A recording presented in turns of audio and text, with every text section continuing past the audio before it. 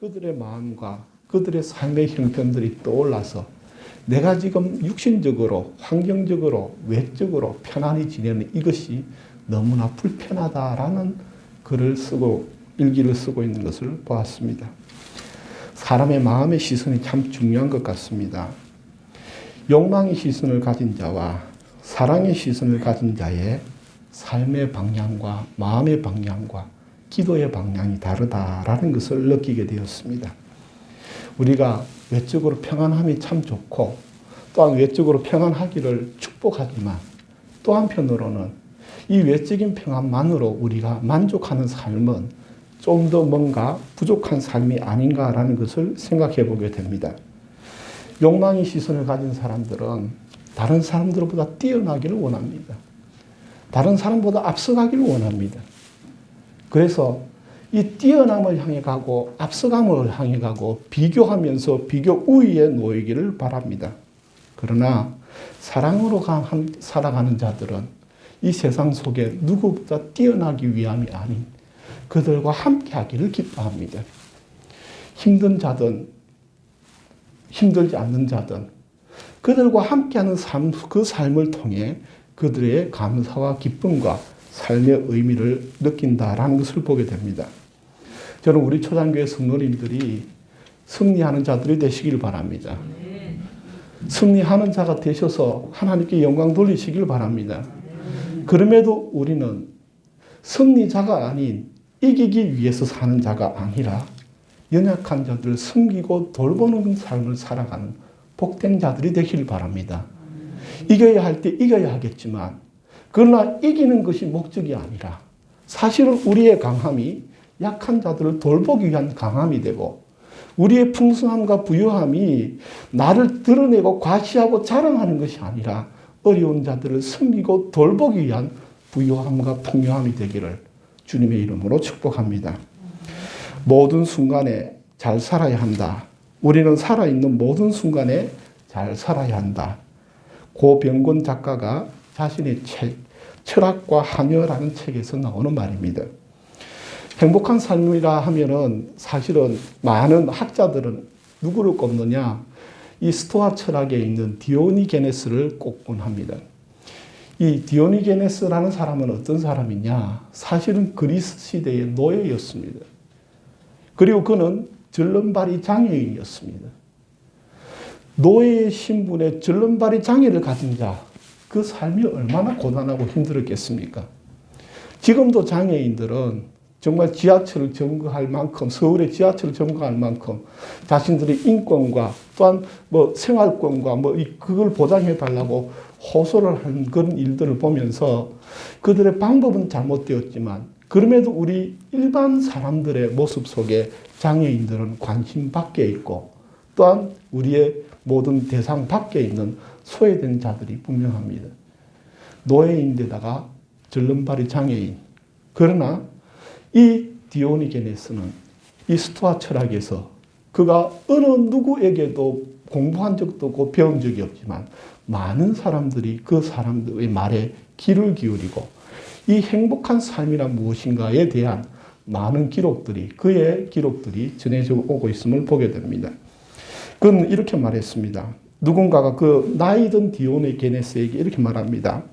이제 나이가 들었으니 이제 쉬어야 하지 않겠습니까? 라고 말을 했을 때 그때 디오니게네스가 말을 합니다. 내가 달리기를 하고 있는데 결승점에 다가간다고 하여 달리기를 멈출 수 있겠는가? 라고 대답을 했답니다. 여러분, 쉼이라는 것이 우리에게 필요합니다. 안식이라는 것이 우리에게 필요합니다. 그러나 중요한 것은 무엇이냐? 안식 자체가 중요한 것이 아닙니다. 내 삶이 완주되었느냐가 중요합니다. 쉼 자체가 목적이 아닙니다. 진정으로 내게 주어진 삶이 완주가 되고 완성이 되었을 때의 그 쉼이 쉼이지 아직까지 미완성된 상태에서 쉼을 요구한다라는 것은 어리석음에 불과하더라라는 것이죠. 우리가 다시 한 번 더 힘을 내어야 합니다. 우리가 힘을 내어야 하는 이유는 나에게 주어진 삶을 살아낸 다음에 그 안식이 진정한 축복이더라라는 것입니다. 그러므로 이 하나님께서 주시는 안식을 누리는 복된 자들이 되기를 주님의 이름으로 축복합니다. 그런가 하면 또 제 이 말씀을 준비하며 떠오르는 한 사람이 누군가 하면은 이 지금 현대에 이 패션이라는 것을 이제 선구를 최초로 이제 일으킨 한 사람이 있습니다. 이 사람은 어렸을 때에 부모님이 일찍 돌아가게 됩니다. 그리고 12살에 이 집 저 집 전전하면서 하녀의 삶을 살기 시작합니다.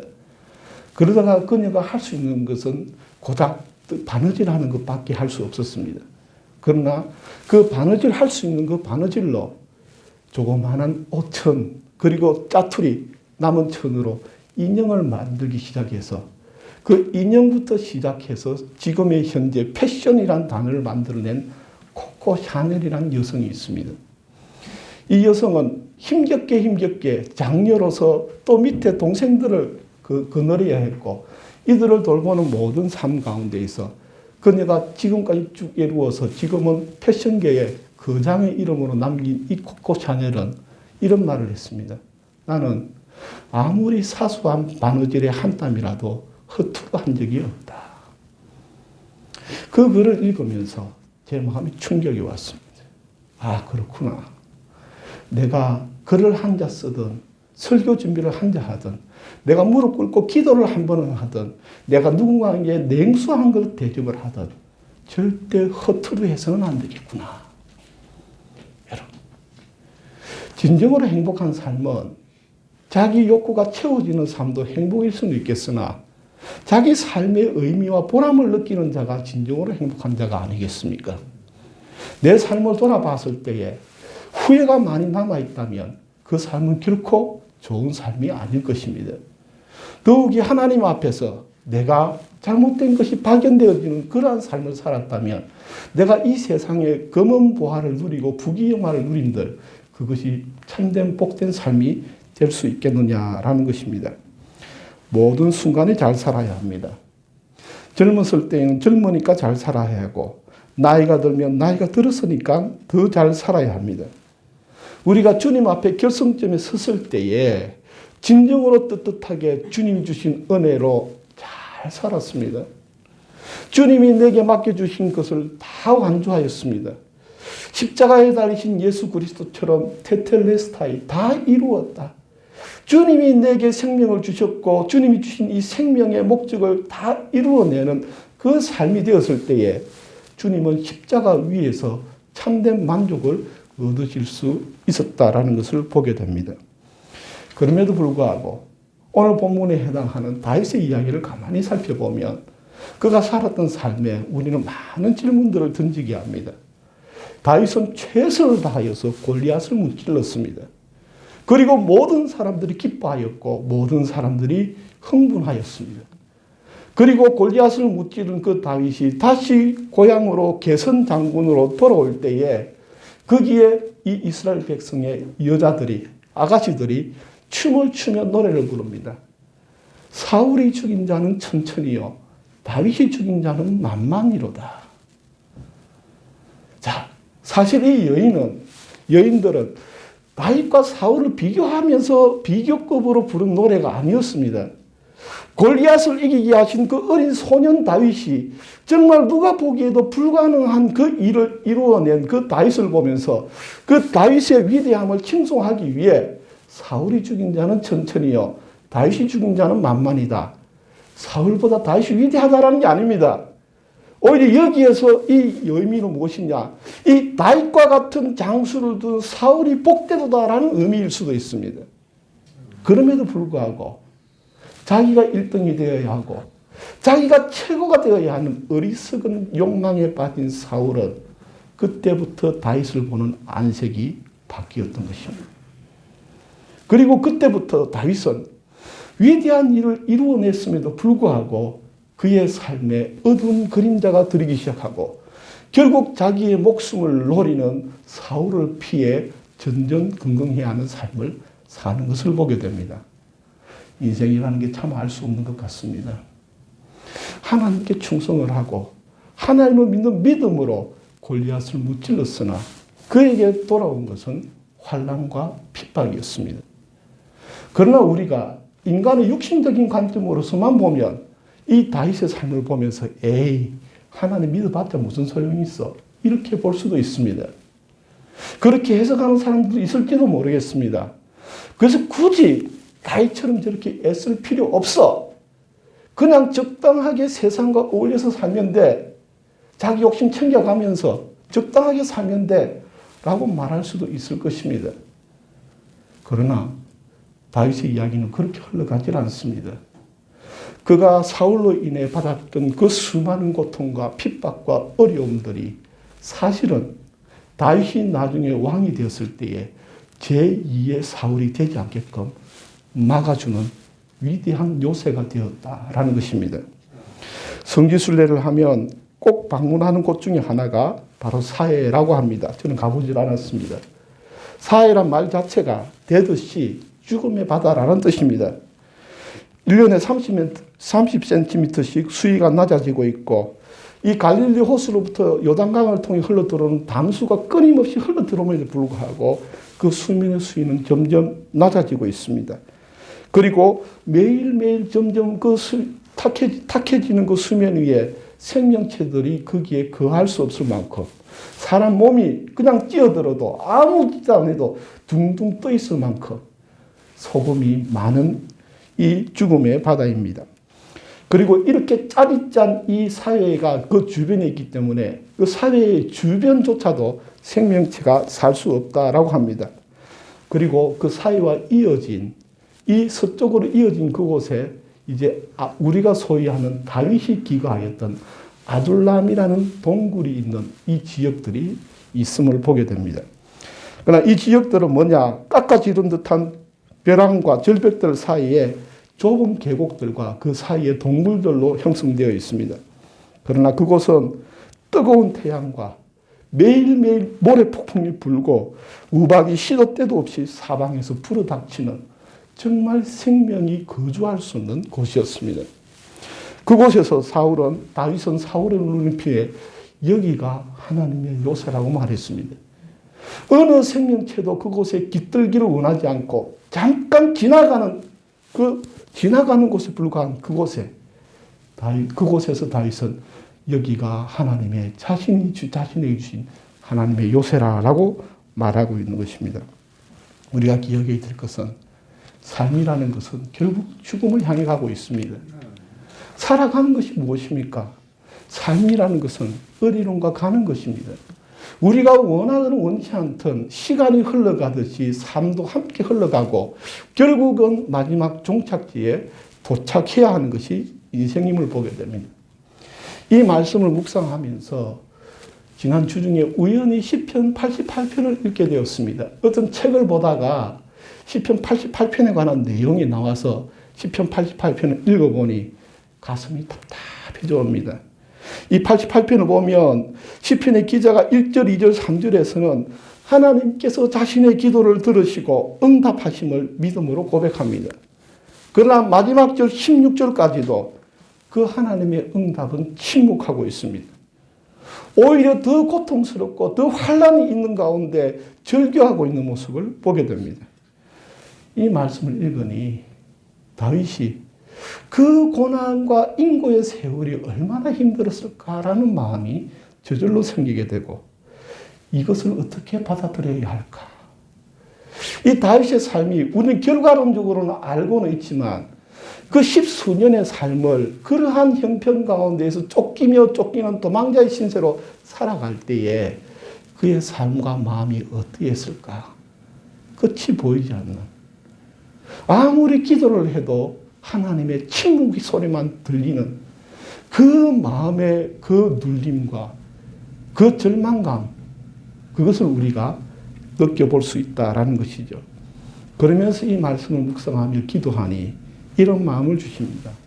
얘야, 내게 주어진 일이 항상 좋은 일만 일어나는 것은 아니지만 내게 주어진 삶 속에 고난도 필요한데 그 고난의 필요가 왜 필요한지 지금 당장은 알 수 없지만 지나놓고 보면 다 알 수 있습니다.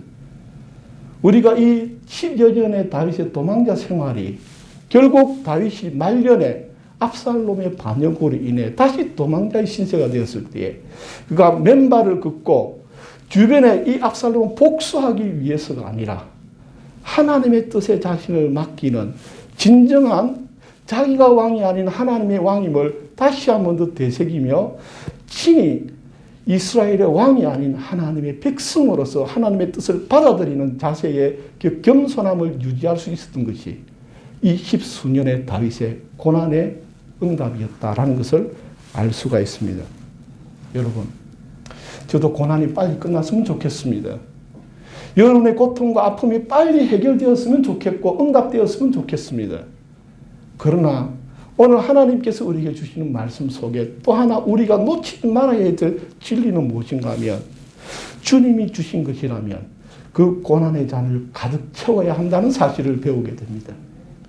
힘들고 고통스럽고 어렵다 할지라도 주님께서 내게 주신 것이라면 그 고난의 잔을 가득 채워내는 자들이 되시길 바랍니다. 그 고난의 잔을 채워내면 그 고난도 끝이 나게 되고 주님이 주신 고난을 온전히 감당해내면 그 다음에 주님이 주신 온전한 축복이 우리에게 기다리고 있다라는 사실입니다. 오늘 그 고난의 연단을 받아들이고 통과해내는 자들에게 이 하나님의 말씀이 내가 여호와는 나의 산성이십니다. 나의 요새이십니다라는 것을 말해주고 있다라는 것이죠. 오늘 우리가 주변에 많은 어려운 자들을 보게 됩니다. 안타깝습니다. 그럴 때 우리는 어떻게 해야 되느냐. 때로는 내가 환난 가운데 놓이고 어떤 예상치 못한 어려움 가운데 놓여 있고 때로는 지루한 고난과 뭔가 보이지 않는 끝없는 것 같은 이 미묘한 미로 속에 갇힌 듯한 삶의 느낌들을 받을 수도 있겠습니다. 그러나 하나님을 신뢰하십시오. 하나님을 신뢰하십시오. 저도 과거에는 나에게 왜 이런 어려움을 주시고 왜 나에게 이런 고난을 주시고 왜 내가 여기에 내가 왜 여기에 있습니까? 라는 왜를 물었습니다. 그러나 지금에 와서 깨닫습니다. 어려움에 처하고 환난에 처하고 고난에 처했을 때에 그 고난의 원인은 왜를 묻는 것이 아니라 주님께서 저에게 설명시 말씀하시기를 지금 네가 해야 될 것은 그 고난과 환난의 원인을 찾는 것이 아니라 지금 네가 해야 될 것이 무엇인가를 찾는 것이 중요하다.